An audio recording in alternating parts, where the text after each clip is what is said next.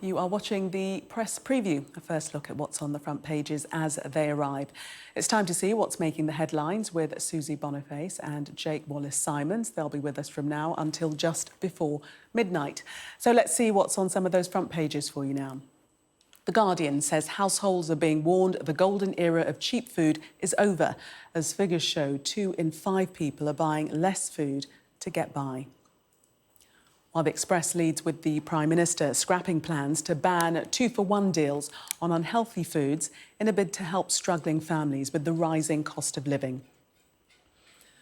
Boris Johnson is demanding millions of people who work from home need to get back to the office to lift productivity and revive town and city centres. That's according to the Mail. Cabinet Minister Jacob Rees-Mogg has told the Daily Telegraph he thinks civil servants are working from home on Mondays and Fridays so they can have a long weekend. The Mirror goes with Colleen Rooney giving evidence at the so-called Wagatha Christie libel trial at the High Court, with her revealing she and Wayne Rooney broke up in 2017. Education Secretary Nadhim Zahawi has told The Times that Britain should be very proud of its private schools and not tilt the system to ensure more pupils from state schools are admitted to Oxbridge. FT Weekend leads with the news that Elon Musk is putting his Twitter takeover temporarily on hold over concerns about the number of spam and fake accounts on the platform. Prince William has personally given bowel cancer awareness champion Deborah James her damehood at her parents' home in Surrey. That's on the front of The Sun. The Daily Star reports on former Tory MP Neil Parish, who was caught watching pornography in the House of Commons, saying he may stand for re-election. And a reminder that by scanning the QR code you'll see on screen during the programme, you can check out the front pages of tomorrow's newspapers while you watch us. And we are joined tonight by Susie Boniface and Jake Wallace-Simons. Welcome to you both. Let's start with The Guardian and their headline, Golden Era of Cheap Food is Over, Households are told. This is instigated, we're told, by the Prime Minister. Take us into this one, Susie. Well, the first part of the story is about a former Sainsbury's boss, a chap called Justin King, who says that he thinks food is going to be more expensive in the long term. It's not just a Brexit thing or a COVID thing or a war in Ukraine thing. He says there's been a golden era of cheap food, and that this is now going to have to change permanently. And there'll be a higher proportion of household budgets spent on food in the longer term, he says. And at the same time, Boris Johnson's one of his decisions or discussions in Cabinet about trying to alleviate the cost of living crisis, rather than impose a windfall tax or, cut VAT on fuel, which would be one of the many benefits of Brexit we could have had. He's in fact saying that he's going to delay banning bog-offs. So you will still be able to get bog-offs. He's not going to outlaw them for another year. So you have another year of bog-offs if anybody feels like doing it. But of course that... Just in case people don't know what bog-offs are, buy one, get one free. Buy one, get one free. I'm sure Sky viewers know exactly what they are. But you're still going to be able to get those if anybody wants them. But of course, that means that you've got to have enough money to buy the food in the first place and then somewhere to store 2 lots of it. So it doesn't benefit everybody. But that's Boris Johnson's big idea to ease the cost of living crisis. You can still have bog-offs. But Boris Johnson, according to the newspaper, this article, it's understood to have decided to postpone the implementation of the policy. So it's not completely taken off the agenda, Jake. That's right. So I suppose, any kind of reduction in red tape is welcome, but the government could be doing a lot more, as I think most people feel in the country, to help to ease the cost of living crisis. We're facing a position where people on very low wages, pensioners and so on, are seeing their bills rise above their disposable income. And that is pushing people into poverty. And the government does seem to be rather on the back foot in terms of responding to this. Labour has suggested again and again this windfall tax on the oil companies. And that would help, but only perhaps temporarily. And it's not a very Tory solution. But there are lots of Tory solutions that the Tories aren't going for. We've got a record, almost a record high of a tax burden, which is not a Conservative thing to do. and that could be cut back. As Susie mentioned, the VAT could be cut back. That was supposed to be a temporary increase. It's turned into a permanent one. That could be cut back. National insurance hike could have been reversed. That didn't need to happen. And other taxes as well, corporation tax and even income tax. They need to be acting like Tories, allowing people to keep more of their money to help them get through this cost of living crisis and boost the economy at the same time. That's what Tories are supposed to be doing. At the moment, unfortunately, Boris isn't governing like one. It has to be said, though, that Rishi Sunak isn't ruling out tax cuts or even a windfall tax. It's something that he says is in the frame and he's thinking about. But moving on to the Express, and with this, rollback on buy one, get one free, that said that the Prime Minister is only effecting this because of pressure from Tory MPs, Susie. Yeah, he's obviously under a lot of pressure from his backbenchers to actually do something about the cost of living crisis. But the real calculation here, and there's some other papers tonight that have sort of got some analysis of this as well, is that the problem is between number 10 and number 11 Downing Street. So the Prime Minister and Rishi Sunak are just as much at loggerheads as Gordon Brown and Tony Blair used to be. And they probably get on slightly less well, especially since they've had to share some criminal penalties for parties. But what's happening is they're trying to discuss whether you would, at the moment, according to the analysis, they're trying to discuss whether to lower income tax, cut income tax, or slash VAT on a few things. And the problem with that is that if you lower income tax, that benefits the middle classes, but it doesn't really help the people at the bottom who are suffering the most. And if you slash VAT, it does help those people. But according to this analysis, and I quote, you don't get the political capital. So what they want is they want the credit, they want the political boost of cutting something and making people richer. They don't just want to make people less poor. They want to get the credit for it as well. And they need to help their voters, their base, which is the middle classes, while at the same time being seen to help people who are at the poorer end of society. And you can't do all those things. You can't square that circle. So that's the argument they're having. And it seems to be that Rishi Sunak doesn't want to turn the taps on, doesn't want to spend, and Boris Johnson does. And they're both in need of some good news, and neither of them really quite know how to find it, which is suboptimal. Jake, how do you think they are going to arrive at the good news, as Susie suggests?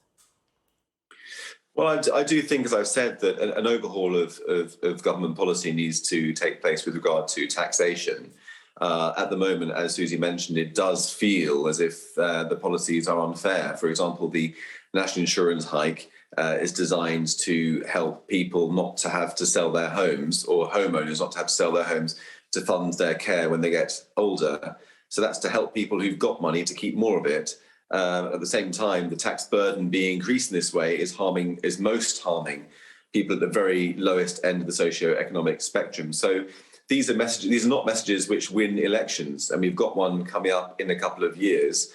And the government really needs to get to grips with this cost of living crisis, or else I fear it may get a hammering at the ballot box. Susie, is the EU trying to punish Britain after Brexit, as Jacob Rees-Mogg suggests? They're being very clever at it because they're using the Brexit deal that Jacob Rees-Mogg and his government voted for and negotiated and thought was brilliant not long ago. So what's happened is that, oh, God, we're back in 2019 again. I thought we'd got out of here once already, but we seem to keep getting sucked back in, like Al Pacino trying to get out of mafia crime gangs. So what's happened is that because of the fundamental dilemma of Brexit, which is that we needed to control one land border we have with the EU, and it was one that we're not allowed to control. So the DUP, which wants that border controlled and doesn't want a border in the Irish, has pulled out of any kind of power sharing deal in Northern Ireland. That also means now that they want, and Liz Truss is threatening to tear up the Northern Ireland Protocol, which is the agreement with the EU that we won't control that border, but there will be some checks on goods coming across the Irish Sea from mainland Britain. The DUP hate that because it separates them from the rest of the UK. And what we had before all this, before the protocol, we had the backstop, which sort of fixed some of these problems. But then Boris Johnson, his government, didn't like that, nor did the DUP. So that got binned. We binned the backstop. Then we got the protocol, which Lord Frost David Frost actually negotiated. He won a peerage for negotiating it. And now he's saying today as well, it's no good, we have to scrap it. Who knows what's going to happen? But the DUP doesn't seem to have much of a clue, nor does Liz Truss. But it seems like there's threats of trade wars and EU and the UK having a big fight about things. And of course, meanwhile, the situation in Northern Ireland means that there's a power vacuum. They're not sharing power, and that's not good news at all. Yes, a block to the Northern Ireland Assembly by the DUP. And just very quickly, Jake, we head to the Times. Boris Johnson planning crisis talks in Northern Ireland. Yes, I think, I may have heard wrong, but I think Susie just referred to the EU as a mafia crime gang. Certainly, I think from the government's point of view, that's how... Brexit. That's Brexit. There's a mafia crime gang. I'm trying to get out of Brexit. Certainly from the government's point of view, that's how it feels, because we face a really serious situation in Northern Ireland. You know, the Good Friday Agreement is absolutely key to peace on the island of Ireland, and that's what's under threat as a result of the DUP not joining the executive because of concerns about the EU's implementation of the Northern Ireland Protocol. And there is a provision in Article 16 of the protocol which says that if everyday life and stability of any of the countries involved is affected by the protocol, then there is permission to cancel parts of it. And I think the government really has been left with no choice but to implement that if it wants to protect the Good Friday Agreement and peace in Ireland. This is it's a serious matter, and it deserves serious consideration. It's not one for chest beating, it's not one for posturing. It's something that has to be sorted out, and the Good Friday Agreement really must be our priority at the moment. Welcome back. You're watching the Press Preview. Still with me, the Daily Mirror columnist Susie Boniface and the editor of the Jewish Chronicle, Jake Wallace-Simons. Let us dive into the Times, front page there. And who is telling us to be proud of private education? Jake. Well, this is the Education Secretary himself, Nadeem Zahawi, who is responding to a bit of a row over Oxford and Cambridge. There was an idea from within Cambridge that privately educated students, prospective students, would begin to see their premium, as it were, fall. So they would begin to be discriminated against in favour of state school educated children who would gain more places at Oxford at the expense of public school children. Now, Nadeem Zahawi is lashing out against this and saying that we shouldn't be ashamed of public schools. Their standards are very, very high. We should be proud of them. Now, personally, I'm no particular fan of public schools, particularly as they get. I mean, they're wonderful. The standards are very high, but they're fewer and fewer people each year can afford to actually send their children to them, and instead they seem to be businesses run largely on attracting foreign students to pay exorbitant sums as businesses, basically. But I do feel that looking at it from the other point of view, from Oxford and Cambridge's point of view, I think they should be purely meritocratic. I think that we need to have a university system in which the best students get places regardless of their class background or the education they have received. Otherwise, the standards of our universities will go down. We'll hollow out our universities from within, and before we know it, we won't have universities that are competing on the world stage adequately, and we won't really have universities that are educating our young people properly to compete internationally. So that really is my main concern with this. Susie, do you believe that privately educated students are being discriminated against, or that university entry is on merit? If you don't get the grades, you don't get in? I find it astonishing that Jake used the word discrimination about anyone who's going to a private school, because they are, by definition, having a hand up, a step up. They're not being discriminated against. And it's how universities and other schools set their entry requirements. And if they set their entry requirements to be based on merit and to be based on scores and marks that you get, then the ones who do best are going to be getting in. And I think that the Education Secretary, who himself is mostly educated at private schools, saying that private schools are great, is to be expected, because he's a millionaire and he's helping to run the country. And if I had, that kind of life, I would probably think that was a great path that everyone should be taking as well. Interestingly, further in, Nadeem Zahawi does talk about trying to raise standards in state schools to get them to match some of the standards in private schools. But of course, part of the issue there is that private schools have an average funding of £13,500 a head, and state schools get about £7,000. Susie, So, we must, funnily enough, they don't have the same. we must leave it there. I'm afraid we have run out of time. Susie and Jake, thank you so much. We'll be seeing more of you in the next hour.